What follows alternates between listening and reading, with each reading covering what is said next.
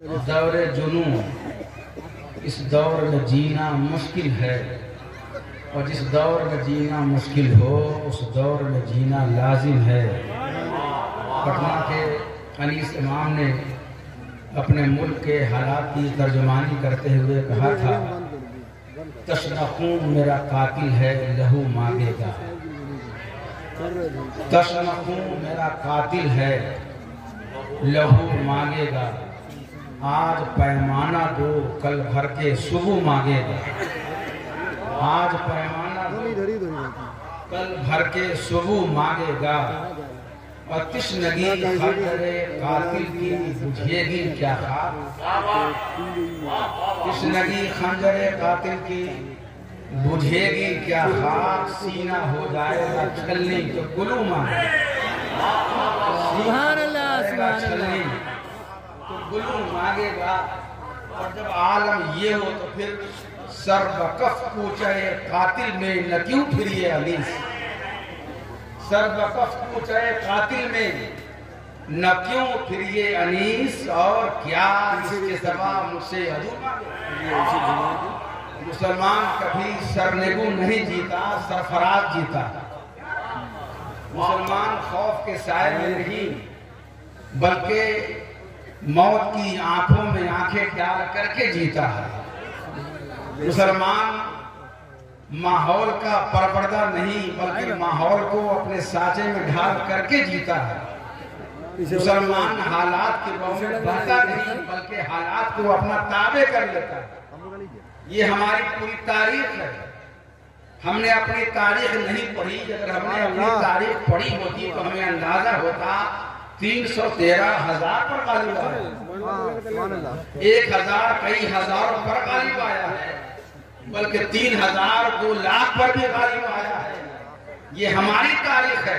लेकिन ये तब की तारीख है जब मुसलमान कौम हजारों लश्कर लाखों का लश्कर देखकर खौफ में आने के बजाय उनका गोशे ईमानी और ताजा कर। ये मुल्क जिसमें हम अभी आप जी रहे हैं, ये मुल्क अभी हमसे खून का खिराज मांगा। जज्बे की इम्तिहान का से हमें गुजरने के लिए कह रहा है। जिस तरह के हालात खड़े किए गए हैं, इस तरह के हालात में वाकई ये हमारे जज्बे का इम्तिहान है, हमारे ईमान और अकीदे का इम्तिहान है, हमारी पूरी तारीख का इम्तिहान है। और अगर हमने चंद लम्हों के लिए भी ठोकर खाई तो आप यकीन रखिए कि लम्हों ने खता की थी, सदियों ने सदा का। लम्हे की खता आदमी को सदियों रोने पर मजबूर करती है। ये वही घड़ी है कि हमें हर एक लम्हे को सोच करके इस्तेमाल करना पड़ेगा। आप थोड़ी देर के लिए जायजा लीजिए अपने मुल्क, मगर इससे पहले बहुत पहले जाए दुनिया का पहला इंसान, दुनिया का पहला इंसान अगर कहीं आया है तो इसी मुल्क हिंदुस्तान। दुनिया का पहला इंसान, और दुनिया का पहला इंसान ही नहीं, ये इस मिट्टी की खुशबख्ती है कि दुनिया का पहला इंसान जो आया वो इंसान ही नहीं था बल्कि वो दुनिया का पहला पैगंबर था। तो इस मुल्क में दुनिया का सबसे पहले पैगंबर आया और इसी मुल्क में सबसे पहले आजान की आवाज गूंजी। इसी मुल्क में सबसे पहले फजर की नमाज पढ़ी गई।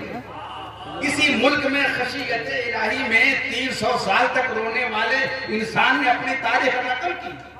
और यही वो सरजमीन है जहां 300 साल तक रोने के बाद आदम अलैहिस्सलाम ने हमारे नबी अकरम को अपनी दुआ का वसीला बनाया और उनकी दुआएं मकबूल हुई। और हम किस दुनिया में सबसे पहले अजान अगर कहीं गूंजी तो हमारा मुल्क। पूरी दुनिया में कहीं पहले नमाज पढ़ी गई तो हमारा मुल्क। अगर पूरी दुनिया में पहले कहीं तौबा कबूल हुई तो हमारा।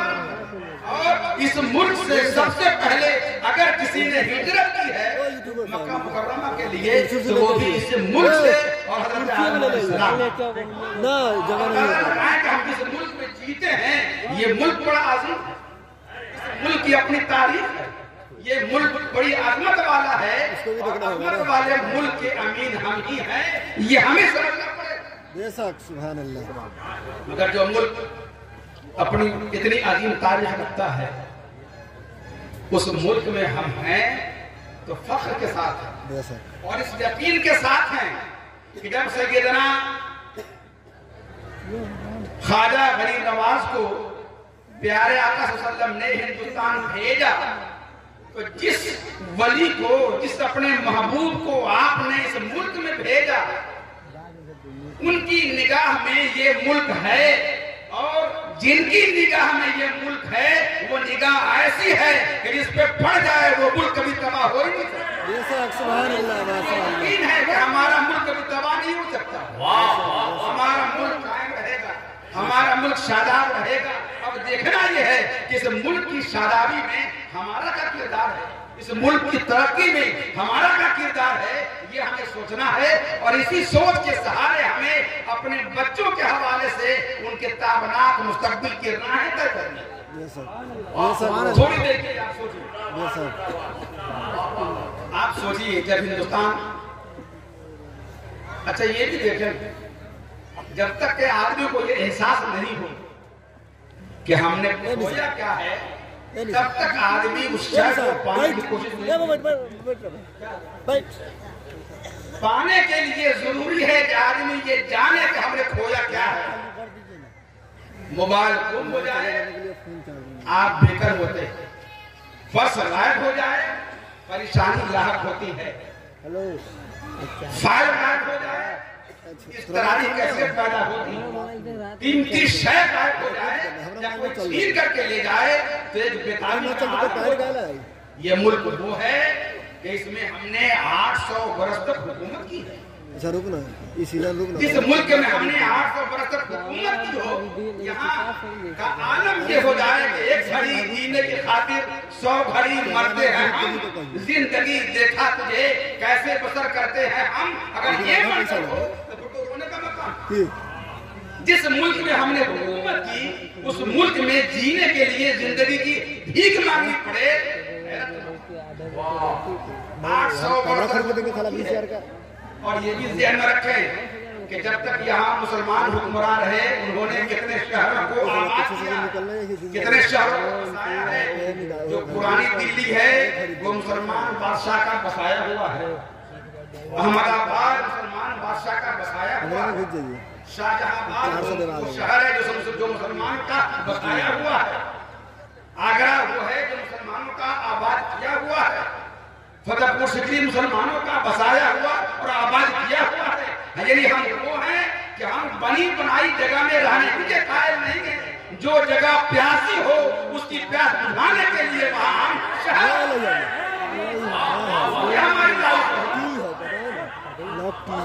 तो जिस कौम की ये तारीफ हो, जो शहर बसाना जानता हो, वो अपने लुटे हुए शहर का काने हो जाए और कनात करे, ये शान मुसलमानों की नहीं होनी चाहिए। हमने कभी हुकूमत यहाँ की तो इस शान से हमने हुकूमत की है कि दूसरी रियायत को हमारी जुबान पढ़ने पे मजबूर होना पड़ा।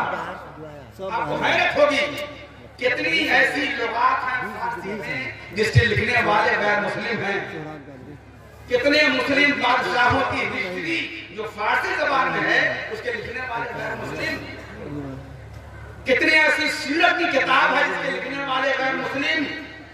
क्यों? इसलिए कि उन्होंने ये जाना मुसलमानों की हुकूमत है, उनकी जुबान फारसी है।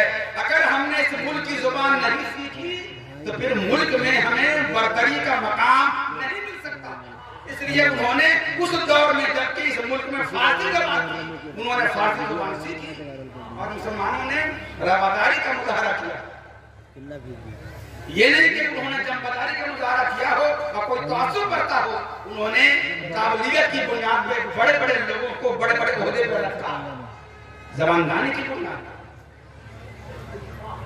हम 800 साल तारीख पीछे छोड़ करके आए हैं और कैसी तारीख छोड़ करके आए हैं, आपको हैरत होगी कि हम सिर्फ ये सोचते हैं कि मुसलमान बादशाह है अय्याश हो, बादशाह है अय्याश हो, शराब नोशी करता हो, रातें उसकी शाबाशी में गुजरती होंगी।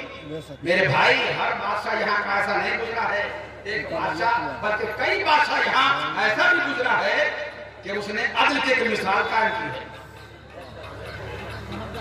मोहम्मद शाह तुगलक उसके तीर से उसके एक वजीर के भाई की जान चली गई।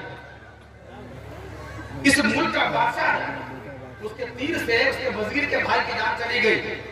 उसने यहाँ की अदालत में जाकर के बादशाह के खिलाफ मुकदमा कर दिया। और काजी भी ऐसा उसने ये नहीं देखा कि तुम मुकदमा लेकर बादशाह के खिलाफ आए हो, तुम्हारा मुकदमा नहीं लिया जाएगा, नहीं, बल्कि मुकदमा लिया गया और बादशाह के नाम समन जारी किया गया और बादशाह को बुलाया गया और बादशाह ने भी इनकार करने के बजाय अदालत में हाजिर की। ये हमारी तारीख है, यानी बादशाह अगर हमारी तारीख है तो बादशाह में अदालत का मेयार क्या होना चाहिए, ये भी हमारी तारीख है। हम ये जानते हैं कि बादशाह तो अय्याश होगा, नहीं, एक बादशाह यहाँ ऐसा भी गुजरा है जो सबसे ज्यादा मतून किया गया, जिस पर सबसे ज्यादा लानत बरसाई गई, तान तस्मीर जिस पर किया गया। कौन? हजरत औरंगजेब। हजरत औरंगजेब आलमगीर रहमतुल्लाह अलैह। अंग्रेजों ने उन्हें बदनाम किया, यहाँ के गैर मुस्लिमों ने भी उन्हें बदनाम किया कि ये मुतासिब बादशाह था। हालांकि वैसा रवादारी बरतने वाला बादशाह शायद ही कहीं मिले। उस बादशाह को देखें कि बादशाह है, मगर बादशाह ने कभी अपने खजाने को हाथ नहीं लगाया।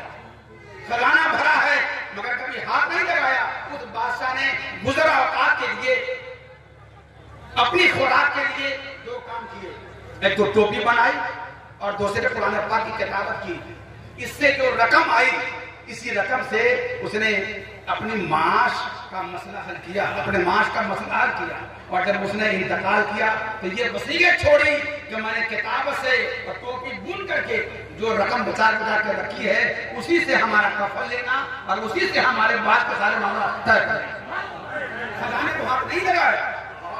ऐसे आलम में हमने इस मुल्क में हुकूमत की। अब अंदाजा लगाएं, हमने अगर हुकूमत की है, इसका मतलब है कि बाप ने हुकूमत की है, तो हुकूमत तो वर्षे में हमें मिलनी चाहिए। मगर मुकद्दरात है, हुकूमत तो नहीं आई। लेकिन जब आखिरी जंग यहाँ लड़ी जा रही थी, मुस्लिम बादशाह के रहते हुए आखिरी जंग बहादुर सफर के दौर में, तो आपको मालूम है सबसे ज्यादा अंग्रेजों से लड़ने में अगर किसी ने कुर्बानी दी है तो वो मुसलमान थे और उलमाए किराम थे। दिल्ली की सड़कों पर मुसलमान उलमा की लाशें थी। उस सड़क पे जितने दरख्त थे, हर दरख्त पे तकरीबन मुसलमान उलमा की लाशें ढूंढ रही थी। उनको मालूम है कि हमने जिनसे हुकूमत ली है, उनके अंदर ऐसी काबिलियत है, ऐसी सलाहियत है, उनका ऐसा मेयार है कि इन्हें जब भी मौका मिल जाएगा फिर ये बरसरे खुदा आ सकते हैं। वो फारसी का शेर नहीं है, नहीं, बल्कि उर्दू का शेर है कि उरूजे आदम खाकी से अंजुम से हमें जाते हैं, उरूजे आदम खाकी से अंजुम से हमें जाते हैं कि ये टूटा हुआ तारा महकामिल न बन जाए। सुभान अल्लाह। नहीं है कि हमारे ऊपर मुल्क की आजादी के बाद कितने बरस हुए? 75 वर्षों में आप सोचिए कि आप कहां थे और कहां आए। हमारे पास हिंदुस्तान के पहले वजीर आजम जवाहरलाल नेहरू का उर्दू में लिखा गया, भेजा गया खत इसके बाद यहाँ के अजीमाबाद के मुस्लिम का फारसी में वो छापा गया।